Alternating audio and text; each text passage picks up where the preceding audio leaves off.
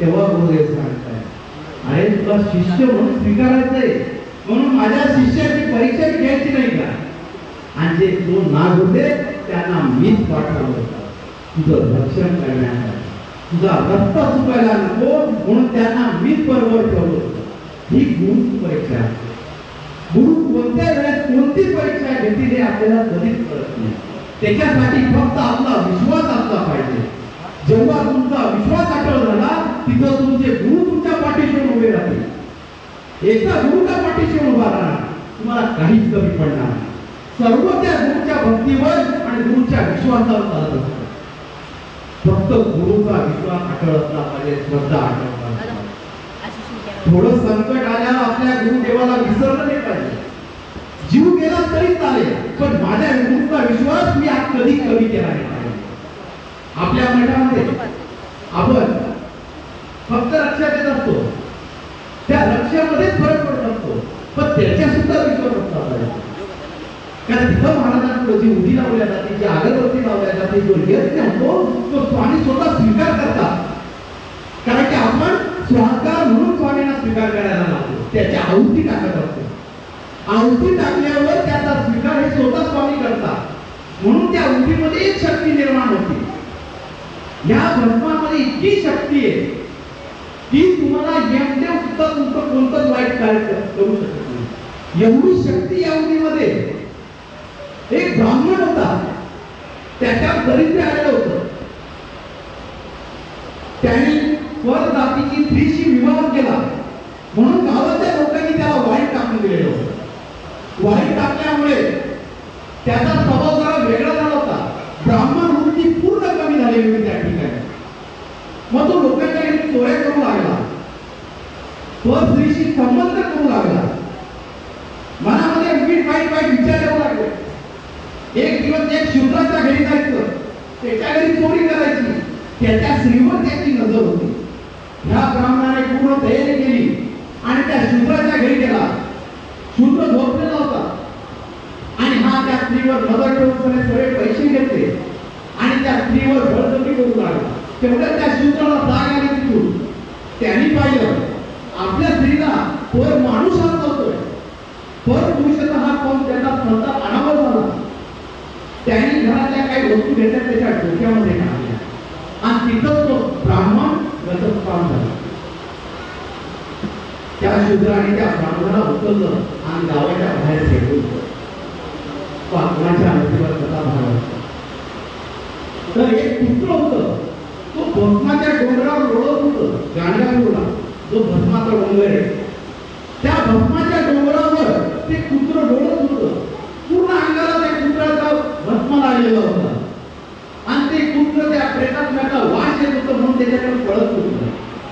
तिथं गेल्यावर त्या पुत्राच्या मनामध्ये भाव आला, हे प्रेत पूर्ण माझे म्हणून हे खाण्यासाठी कोणती माझी एकट्याची म्हणून ते भस्म लावलेलं पुत्र त्या प्रेतात्म्यावर जाऊन बसलं. त्या प्रेतात्म्यावर जाऊन बसल्यामुळे पूर्ण भस्म त्या प्रेतात्म्याला लागले गेले.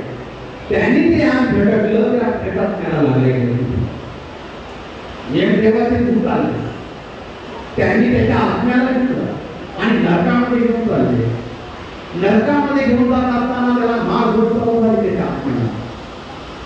आणि ही गोष्ट महादेवाच्या नंदी त्यांना कळाली, त्यांच्या दुकानाला कळाली महादेवाच्या, की माझ्या महादेवाचा भस्म त्या ब्राह्मणाने लावला, त्याला मारधोडे यमदूताची चूक करत आहे म्हणून त्यांनी यमदूताच्या दूतांना मारलं आणि त्या ब्राह्मणाचा आत्मा स्वतःच्या ताब्यात घेतला आणि परत त्या शरीरामध्ये सोडून दिला. यमदेवाची दूत चिडले, आम्ही जाणार नाही याच्यापुढे पृथ्वीवर.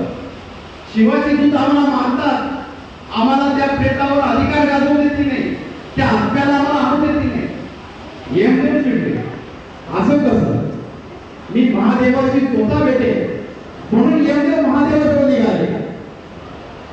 महादेवा आपल्या ध्यानामध्ये बसले होते आणि यमदेव आलेले आणि महादेवाला सांगताय, ओम नमः शिवाय. महादेवा आज्ञा कर.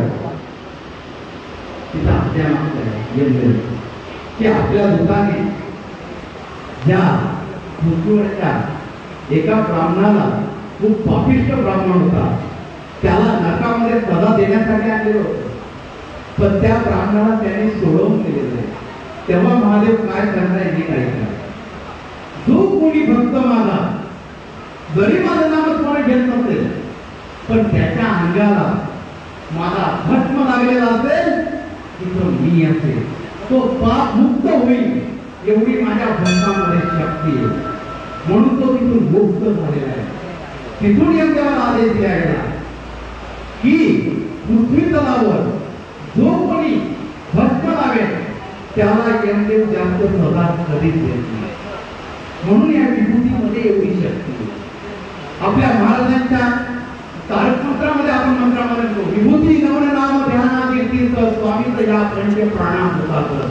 एवढं विभूतीला महत्व दिलेलं आहे. ती विभूती लावा तुम्ही आणि स्वामींना एवढं सांगा, महाराज तुमची रक्षा लावलेली आहे, तुम्ही रक्षण करा. स्वामी कुठेही असो तुमचं रक्षण करतील, एवढी शक्ती. म्हणून रक्षा साधी सोडू नका. कोणत्याही दिव्य स्थानी तुम्ही जाल, तिथली विभूती घरी आणा, मध्ये शक्ती. कोणत्याही दिव्य स्थळी जाल, तुमच्या कोणत्या आराध्य देवताला जाल तुम्ही, त्या आराध्य देवताला गेल्यावर एकच कार्य करायचे, तिथलं आराध्य देवताला जे फुल असतं त्या फुलाचा स्पर्श त्या मूर्तीला झालेला असतं, ते फुल आपल्या घरी घेऊन यायचंय, ते फुल वाढवायचंय आणि घराच्या चारी बाजूला टाकून द्यायचंय. कोणी म्हणतं ना माझ्या घरावर करणी केली, वाईट केलं, याचा डोळा आहे, काळी विद्या, हे काहीच होणार नाही. कारण की माझ्या ब्रह्मांड नायकाला त्या फुलाचा स्पर्श झालेला आहे. तुमचं कोणीच वाईट होऊ शकत नाही. एवढी शक्ती त्या फुलामध्ये निर्माण होती. म्हणून कोणत्याही तीर्थस्थानी जा तर तिथून फुलं आणायचं कधी विसरू नका.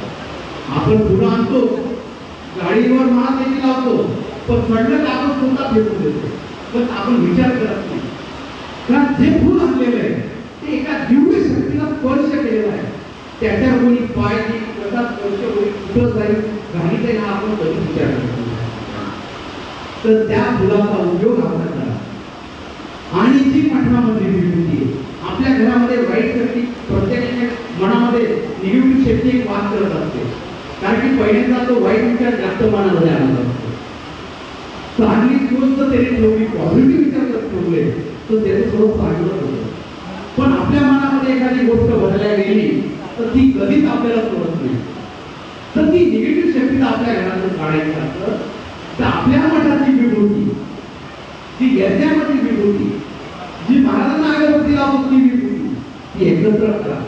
त्याच्यावर 11 वेळेस चाल विराष्ट्रक म्हणा, 3 वेळेस चाल मंत्र म्हणा, घराच्या चारी बाजूला टाकून द्या. वाईट शक्ती तुमच्याकडे बघणार सुद्धा नाही. तुमच्या घराचं एक कवच तयार होईल त्या ठिकाणी. एखाद्या वाईट शक्तीने जरी त्याच्यावर लक्ष टाकलं तर ते सर्व वाईट त्याचं वेळ तुमचं काहीच होणार नाही. एवढी शक्ती आहे विभूतीमध्ये. कारण की मठामधून जे भक्त मंडळी विभूती घेतात त्यांना त्याचा अनुभव येतो. खूप भक्तांना अनुभव आले, तो भक्त इथे येऊन अनुभव सांगायला लागतात. प्रत्येकाने अनुभव सांगितले पाहिजे. तुमचा अनुभव पाहून, तुमच्या मनाचा भाव पाहून दुसरा सेवेकरी तयार होतो. ही स्वामींची इच्छा आहे. म्हणून आपल्या गुरुकडे आल्यावर त्याचा भाव, आपला भाव हा एकत्र आला, तेव्हा गुरु आणि गुरुचं नातं आणि शिष्याचं नातं आठवण होतं. प्रत्येक गुरु हा शिष्याची परीक्षा घेतो, आपल्या सुद्धा परीक्षा घेणार. पण त्या परीक्षेमध्ये आपल्याला पास व्हायचं का नापास व्हायचं हे आपल्या मनाने ठरवलं पाहिजे. आपल्या स्वामींच्या सेवेमध्ये असंख्य भक्त होऊन गेले, पण त्याच्यामध्ये काही शिकले, काही परीक्षेमध्ये नापास सुद्धा झाले. पण आज मी योग मानतो की तुमचं खरंच नातं आहे स्वामींशी. एवढ्या वाईट परिस्थितीत, एवढा पाऊस चालू असताना, रस्ते बंद असताना की आपण स्वामींजवळ आलेलो. कारण की स्वामींवरचा विश्वास आणि स्वामींचं आणि तुमचं नातं हे जवळच आहे. स्वामी त्याला बोलवतात, त्याच्यावर त्याचं प्रेम असतं. तो स्वामीच्या मठात आहे. कोणी स्वामीच्या मठात येऊ शकत नाही. तुम्ही त्याला 100 वेळेस म्हणा, तो तुम्हाला 100 वेळेस कारणच सांगला, दुसरं काही सांगणार नाही. त्याच्याकडे 101 माझ्याकडे असली माझ्या अडचणी की माझा शिष्य माझ्याजवळ येतोय आणि तो शिष्य गुरुजवळ येऊनच पोचतो आणि गुरु त्याला आशीर्वाद देतातच. ही स्वामी शक्ती. आपलं नातं आहे, आपल्याला गुरुनित्य बोलवलेलं आहे. आज स्वामींचं रूप बघा, तुम्ही स्वामींच्या मूर्तीकडे बघा, स्वामींच्या चेहऱ्यावरची एक स्माईल बघा. स्वामी आज सकाळपासून हसताय की प्रत्येक शिष्याला भेटायसाठी स्वामी बघताय. त्यांना ओढ लागलेली प्रत्येक शिष्याची. त्या शिष्याकडे बघतच राहावं ही स्वामींची आजची इच्छा आहे. दरवेळेस आपली इच्छा होती की स्वामींकडे बघतच राहावं, स्वामींकडून नजर नाही हटावी. पण आज स्वामींची इच्छा आहे की मी माझ्या शिष्यावरची नजरच दुसरीकडे करू नये. असं स्वामींचं आज स्वरूप झालेलं आहे. हे कधी कधी नाही होत. ही स्वामीची इच्छा असते तेव्हा त्यांनी ठरवलेलं असतं, त्याच वेळेस गोष्टी होत असतात. कारण की शिष्याची परीक्षा घेत असताना स्वामी सुद्धा अनुभव होतो. महाराजांना काही कमी त्रास झाला का? चोळप्पा महाराज जेव्हा स्वामींच्या मागे फिरायचे, स्वामी अक्कलकोटला असताना जेव्हा स्वामी चोळप्पा महाराजांच्या घरी असायचे, चोळप्पा महाराजच त्यांच्या पुढे पुढे करायचे. पण काही शिष्यांच्या मनामध्ये यायचं की चोळप्पा काय इतकं पुढे पुढे करतोय, आम्ही का करू नये. स्वामी सर्वांच्या मनात जाणत होते. स्वामी महाराज मनात म्हणतात, अरे तुम्ही काय ओळखणार चोळ्याची श्रद्धा पाहाल तर तुम्ही शांत बसाल. तुम्हाला माझ्या पुढे पुढे करायचं या करा, पण चोळ्यासारखी सेवा करा. म्हणून स्वामी त्या दिवशी रागाच्या भरात जंगलाकडे निघून गेले होते. सर्व शिष्य स्वामींच्या मागे पळत सुटलेले होते. चोळप्पा महाराज स्वामींच्या मागे उपरणे घेऊन पळत होते. स्वामी स्वामी करत पळत होते. सर्व शिष्य पळत सुटले होते. स्वामी पाय टाकत जोरवर जंगलाकडे निघालेले होते. जंगलाकडे पाय टाकताना मध्येच काटे लागले. स्वामी त्या काट्यावर पाय घेऊन पुढे चालले होते.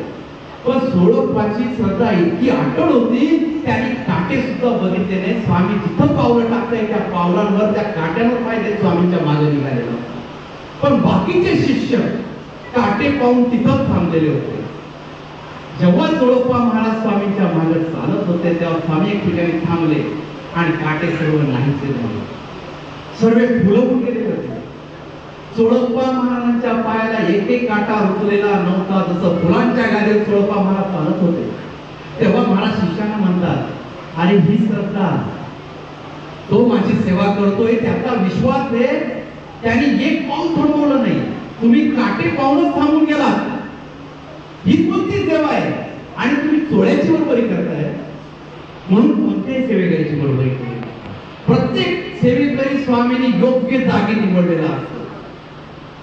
स्वामींनी प्रत्येक कार्य